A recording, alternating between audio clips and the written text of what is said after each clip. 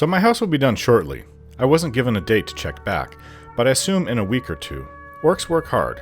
Not always smart, but hard. I have to give them that. Orcs are also dumb, and we all know this, but what I find makes up for it is their physical toughness. An orc that has trained well with weapons and armor, and has good equipment with both, is a dangerous opponent. Umbra was one of the toughest battles of my life, and that orc, though was consumed by its sword, is still a testament to their race. As for us Dunmer, our strength lies in our views of all adversity being a test that we must not shy from, but throw ourselves upon to better ourselves. That being the case, I think that I have far exceeded all the tests that I have encountered. I am the toughest thing roaming Morrowind, if not all of Tamriel.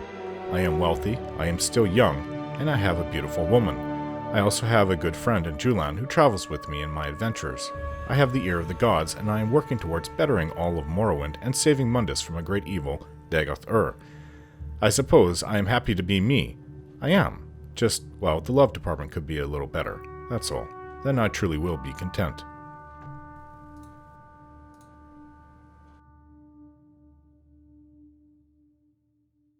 I want to read this book about Ice and Kite. Ice and Chitin by Pletius Spatek, some Imperial. The tale dates to the year 855 of the Second Era, after General Talos had taken the name Tiber Septim and begun his conquest of Tamriel. One of his commanding officers, Bietia of Ioliolios, had been surprised in an ambush while returning from a meeting with the Emperor. She and her personal guard of 5 soldiers barely escaped and were separated from their army. They fled across the desolate, sleet-painted, rocky cliffs by foot. The attack had been so sudden, they had not even the time to don armor or get to their horses. "If we can get to the Gorveg Ridge," hollered Lieutenant Ascodus, gesturing towards a peak off in the midst, his voice barely discernible over the wind, "we can meet the legion you stationed in Portnock." Beecha looked across the craggy landscape, through the windswept, hoary trees, and shook her head. "Not that way. We'll be struck down before we make it halfway to the mountain. You can see their horses' breath through the trees." She directed her guard towards a ruined old keep on the frozen isthmus of Nerone, across the bay from Gorveg Ridge. Jutting out on a promontory of rock, it was like many other abandoned castles in northern Skyrim, remnants of Riemann Cyrodiil's protective shield against the continent of Akavir. As they reached their destination and made a fire, they could hear the army of the war chiefs, Dan Strar, behind them, making camp on the land southwest, blocking the only escape but the sea. The soldiers assessed the stock of the keep while Beetia looked out to the fog-veiled water through the casements of the ruin. She threw a stone, watching it skip across the ice, trailing puffs of mist before it disappeared with a splash into a crack in the surface. "No food or weaponry to be found, Commander," Lieutenant Ascodus reported. "There's a pile of armor in storage, but it's definitely taken on the elements over the years. I don't know if it's salvageable at all." "We won't last long here," Beecha replied. "The Nords know that we'll be vulnerable when night falls, and this old rock won't hold them off. If there's anything in the keep we can use, find it. We have to make it across the ice floe to the ridge." After a few minutes of searching and matching pieces, the guards presented 2 very grimy, scuffed and cracked suits of chitin armor. Even the least proud of the adventurers and pirates who had looted the castle over the years had thought the shells of chitin beneath their notice. The soldiers did not dare to clean them. The dust looked to be the only adhesive holding them together. "They won't offer us much protection, just slow us down," grimaced Ascodus. "If we run across the ice as soon as it gets dark, anyone who can plan and execute an ambush like the war chiefs of Downstar will be expecting that. We need to move quickly, now, before they're any closer."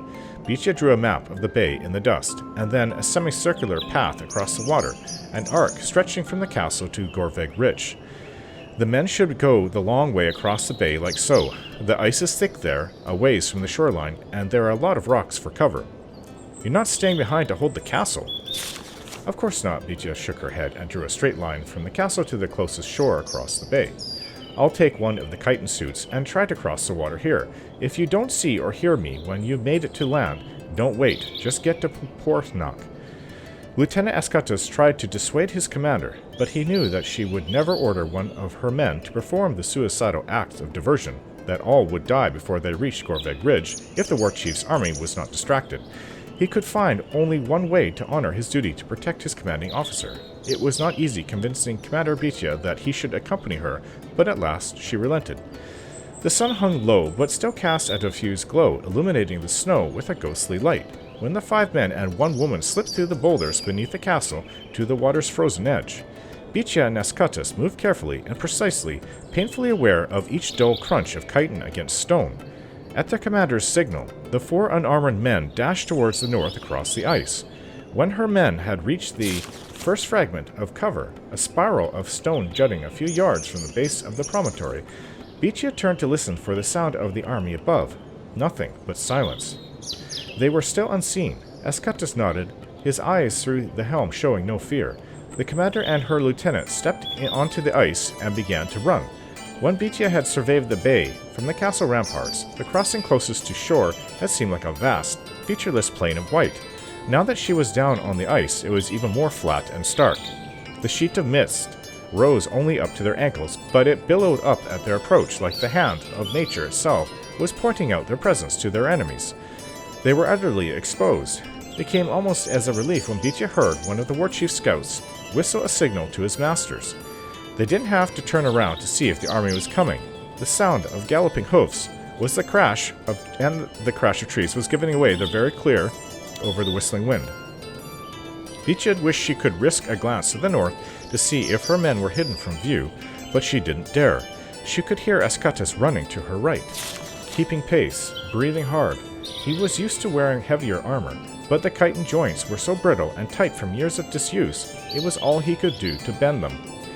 The rocky shore to the ridge still looked an eternity away when Bitia felt and heard the first volley of arrows. Most struck the ice at their feet with sharp crackling sounds, but a few nearly found home, ricocheting off their backs. She silently offered a prayer of thanks to whatever anonymous shellsmith, now long dead, had crafted the armor. They continued to run, as the first rain of arrows was quickly followed by a second and a third. "Thank Stendar," Escatus gasped. "If there was only leather in the keep, we'd be pierced through and through. Now, if only it weren't so rigid." Bitia felt her own armor joints beginning to set, her knees and hips finding more and more resistance with every step. There could be no denying it. They were drawing closer toward the shore, but they are running much more slowly. She heard the first dreadful galloping crunch of the army charging across the floe towards them. The riders were cautious on the slippery ice, not driving their horses at full speed, but Bitia knew that they would soon be upon the 2 of them.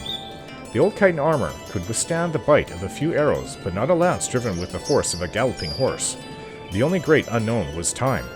The thunder of beating hooves was deafening behind them when Escatus and Bitia reached the edge of the shore. The giant, jagged stones that strung around the beach blockaded the approach. Beneath their feet, the ice sighed and cracked. They could not stand still, run forward, nor run back.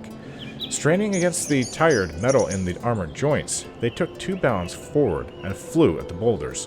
The first landing on the ice sounded like an explosive crack. When they rose for the final jump, it was on a wave of water so cold it felt like fire running through the thin armor. Escatus's right hand found purchase in a deep fissure. Bitia gripped with both hands, but her boulder was slick with frost.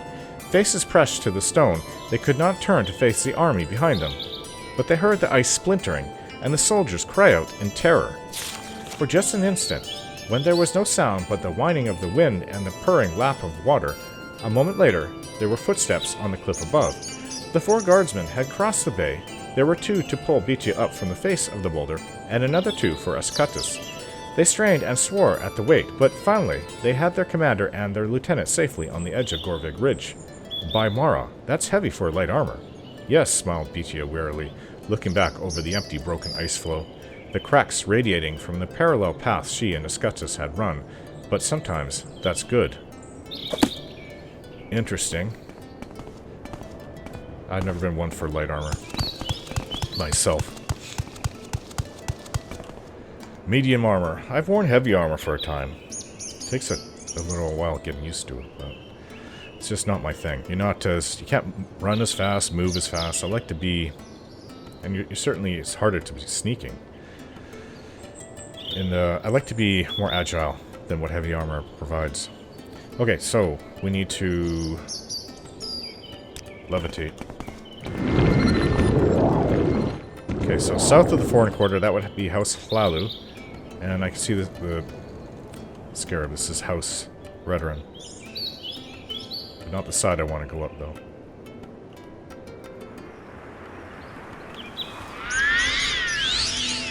A bit of an injury from facing the 6th house.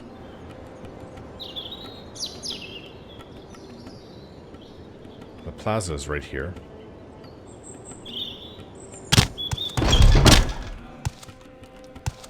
Is it? What an unexpected surprise. Hello Please, again. go ahead, Outlander. Have you slain Dagoth Tanis? I have. You have slain Dagoth Tanis. Did you find Error Nerevrown? Or did you have his ancestor ring?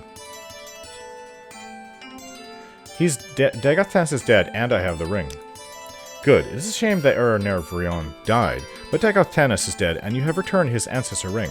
Do you have an ancestor ring of your own? Although you are an outlander, I will give you one of my own family's ancestor rings. May Almalexia show you and your ancestors mercy. Do you have any more duties for me? Before I give you more duties, you must build a stronghold and expand your stronghold. Oh. Okay. Well, that's interesting. Oh, we can get out of here really quickly. Let's go to CV intervention. Teleporting all over the place.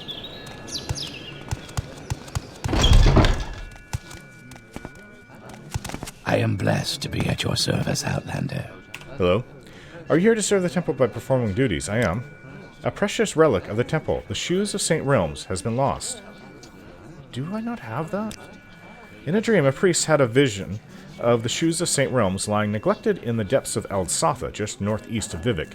Go to Eldsatha, and if this is a true vision, return his sacred relic to the temple. I offer you these potions to aid you in your quest. Exclusives. I don't need the invisibility, though. I might have that. Eldsatha, I'm pretty sure I've been there. Go ahead. You're such eye candy to me, Shani. Shoes. Oh, right here. Shoes of St. Realms. I saved those.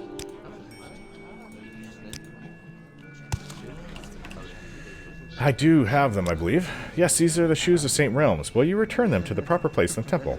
Here you are. Good, I'll make sure they are cared for. Alright, is it possible to get an advancement? The temple recognizes you, Snail Relvain. You're now still Relvain the Disciple. Okay, so what training? I might have to go and ask everybody here. Do you have any more duties? There's a foul cult operating under the St. Delen canton here in Vivek. Their meeting place is known as Ithinpalit. Really? The cult meets there. I know that the Ithinpalit is somewhere beneath St. Delen canton. Go there with fire in your eyes and in your heart. Bring the temple's justice to the leader of this cult, Bajmund. I wish I could accompany you, Disciple Snail Relvain, but I can't. However, I can offer you these scrolls. You just loaded me up on things I'd probably have to end up selling. A warm welcome to you. You're the Patriarch, right? Faith conquers all, Nerevarine. Bless your breath and blood. Nerevarine, you call me. We have heard the proclamation. Vivek has removed his curse upon the Nerevarine and has ended the persecution of the dissident priests. Vivek has acknowledged you as the incarnate and Nerevarine, and prophesied savior of Morrowind and the last hope to withstand the menace of Dagoth and the Sixth House. That is great news. I am blessed to be at your Alright, service. 2 trains in restoration. Sorry, barter. Actually, I could sell a few things to you. Should take this. That's more gold than you. Ring of Hornhand? I don't know where I got that from. Wraithguard, definitely not selling. My shield. Holy shield, why do I have that? Somebody give me this as gifts.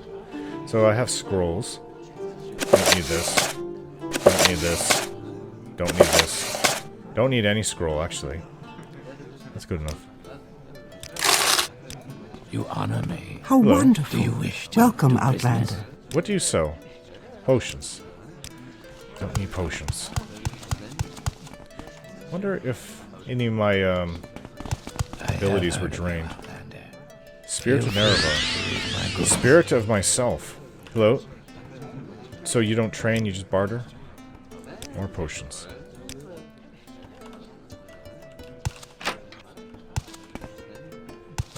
No one here trains at all.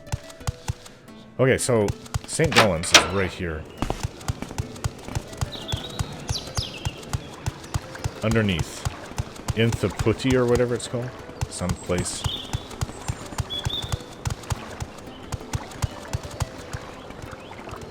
Well, I guess I have to go up. In the sewers, I take it.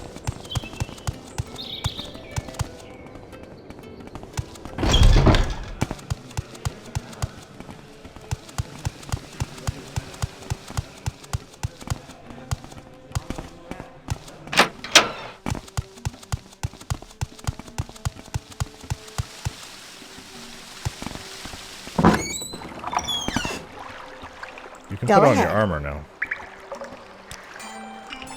Yes, we're in danger. Are you sure you know the way? I haven't... Oh, by the 9, look at all these rats.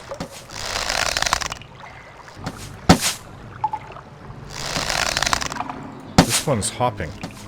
How am I missing?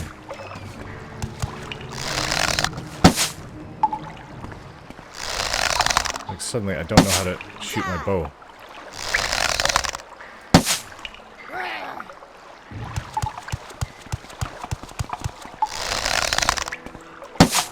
You don't deserve to. This way goes through. Oh, yeah, here. I take it that there's a Daedric shrine or something here?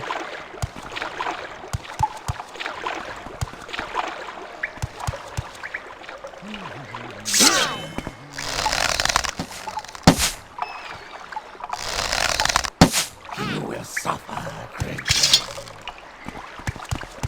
No worries, I won't hurt you. Oh, after you say you won't hurt me.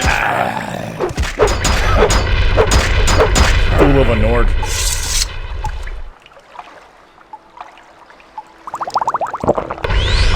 Just for that, I'll drink your Matsi. This is probably it. I thought I heard something. Die, Daedra worshippers!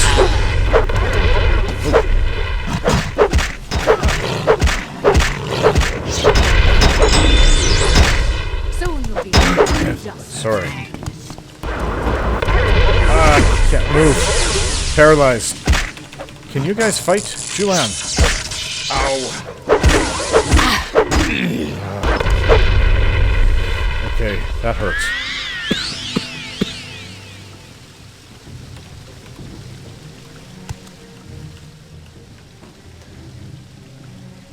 That really hurt, actually.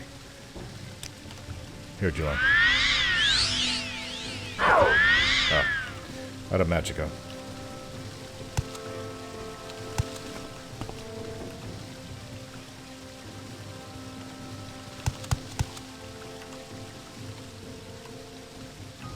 They're all Nords here, actually. Strange.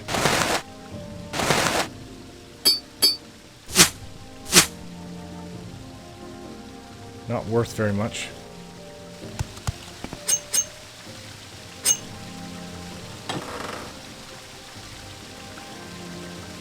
How about some Sujama? Oh, I'm gonna be drunk.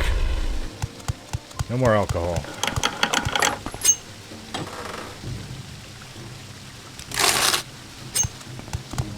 Ugh, my head is woozy. Well, I'll take scrolls just to sell. Even though I probably will never need money again. Or at least for a long time.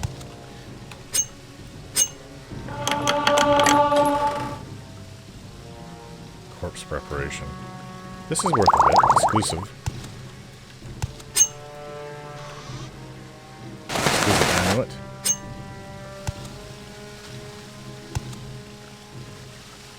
Well, I think this is it. Sheogorath. This cane. Oh, wait. Look at some gems here. I have to move this body. Dispose of it. Emerald. Diamond. Oops. Took the plate too. Die! Die, Daedra!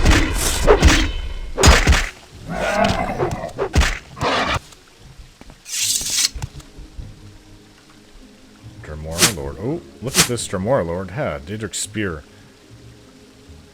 I can take it. Yeah. Though I'll have to go sell it. The only place that one can. So to go back, MCV intervention. How We're getting are things you? done really quickly.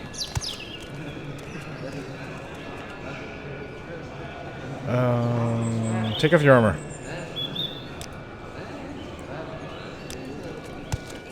Just in case. Hello again. Rumors flow from the House of Troubles, disciple. Yes, I've cleansed the cult of Ithin Pallet. Yes, I heard Balagmon was dead, and the dark cult has been cleansed from the shrine of Ithin Pallet. You have earned the respect of the ancestors. Please take this ancestral wisdom staff and my gratitude. Okay. So is there any room for advancement? Perform your duties and practice your skills. You are not ready yet. Well, there's no place to stay here. And it's getting late.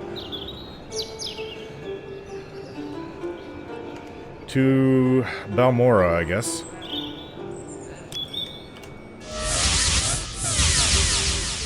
What's it doing?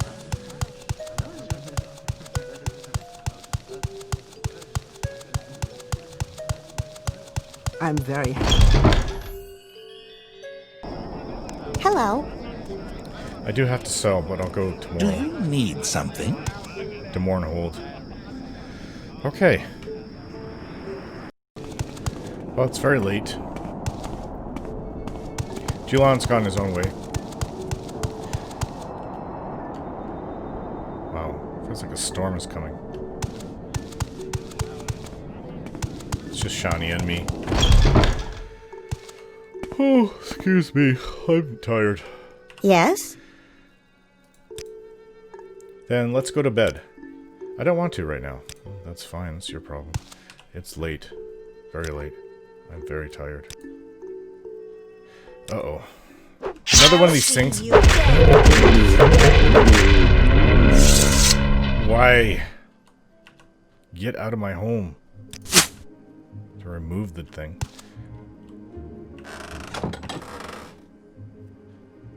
Moon sugar. Bit of a mess here.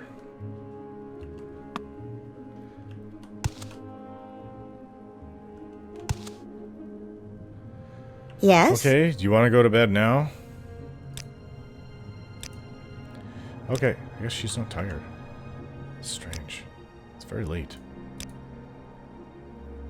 Hey, no more attacks. That's why I don't want to rest here anymore, actually.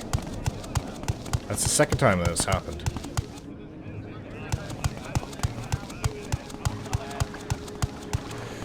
Well, so I gathered Julan. We proceeded to Molag Mar. I told the priest that I have successfully healed Let, and then he gave me the next duty to go on a pilgrimage to Mount Can. He says I should be good with riddles. I don't know why he said that, because historically Vivek actually went to Mount Can and got into a battle of riddles with 3 Daedra, and he won. And he said, unless you're good with riddles, you should look at the Yellow Book of Riddles, but I think I'm okay. So Mount Can is this way. He marked it on the map. So Molag Mar's here, Mount Can is there. It's not far, actually.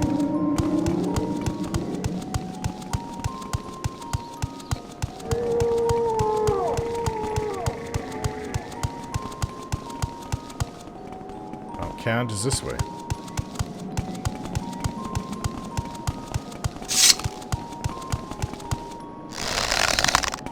Oh, you moved. Don't move. This is going to be fun.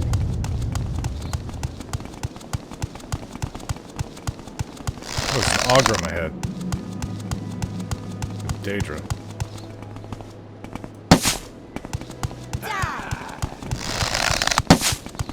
This is going to be fun.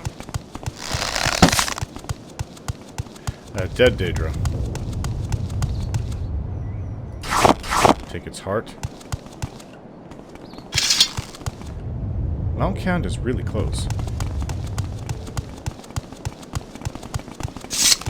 Of course, I can hear the rumbling of Red Mountain beneath us. This whole island is based on Red Mountain. Red Mountain is huge. I missed it? You will die. I guess I don't hit everyone. So this is Mount Can right now. Because there's a cavern. I'm sure I've been here before. It's gone. Mount Can Cavern. I thought I went through it, actually. But this time, I'm on a pilgrimage to do this.